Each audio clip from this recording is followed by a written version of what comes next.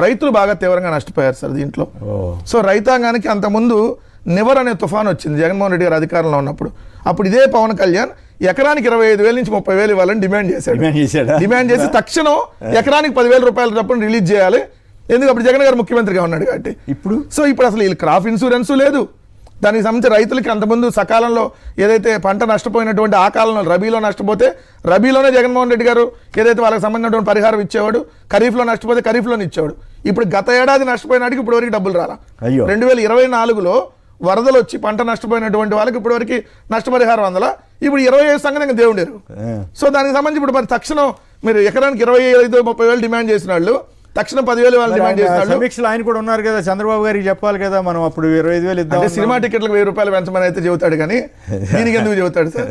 మరి చెప్పాలి కదా నువ్వు డిమాండ్ చేసినప్పుడు. ఈరోజు రైతాంగం ఆంధ్రప్రదేశ్ అంటేనే అసలు ఆంధ్రప్రదేశ్ అంటేనే వ్యవసాయ ఆధారిత రాష్ట్రం. ఎక్కువగా నష్టపోయేది వరదలు వస్తే పంటలు నష్టపోతాయి.